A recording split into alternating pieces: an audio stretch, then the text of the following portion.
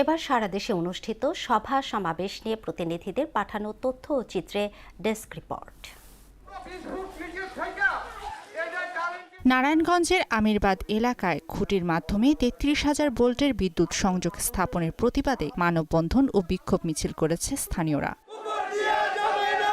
মুন্সিগঞ্জে লৌহজং উপজেলায় বৃক্ষরোপণ কর্মসূচি পালন করেছে বাংলাদেশ জাতীয়তাবাদী স্বেচ্ছাসেবক দলের লৌহজং উপজেলা শাখা। এ সময় প্রধান অতিথি হিসেবে উপস্থিত ছিলেন মুন্সিগঞ্জ ২ আসনের সংসদ সদস্য আব্দুস সালাম আজাদ। পার্বতীপুর উপজেলা যুবদলের সদস্য সচিব ও সহ সাংগঠনিক সম্পাদকের নামে মিথ্যা তথ্য প্রচারের অভিযোগে সংবাদ সম্মেলন হয়েছে।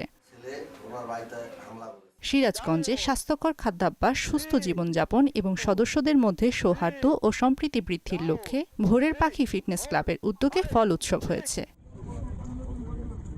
ফরিদপুরে পাটের ভৌগোলিক নির্দেশক জিআই স্বীকৃতি এবং বৈশ্বিক বাজারে এর সম্ভাবনা নিয়ে দিনব্যাপী কর্মশালা হয়েছে। সিরাজগঞ্জে স্বপ্নদুয়ারের ১৫তম প্রতিষ্ঠাবার্ষিকী উপলক্ষে ফ্রি মেডিকেল ক্যাম্প, অসহায় মানুষের মাঝে বস্ত্র ও বৃক্ষের চারা বিতরণ করা হয়েছে। আদর্শবান যুবকরা জাগলেই বাংলাদেশ জাগবে, এই প্রতিপাদ্যকে সামনে রেখে ইসলামী যুব আন্দোলন বাংলাদেশ জামালপুর জেলা শাখার উদ্যোগে আলোচনা সভা হয়েছে।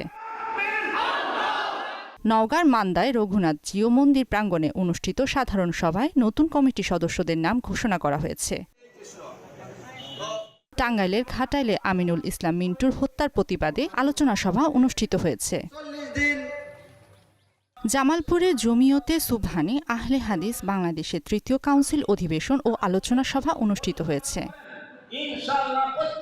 ব্রাহ্মণবাড়িয়ার কসবায় মিথ্যা মামলা দিয়ে হয়রানি ও প্রাণনাশের হুমকির অভিযোগ তুলে সংবাদ সম্মেলন ও প্রতিবাদ সভা করেছে ভুক্তভোগী।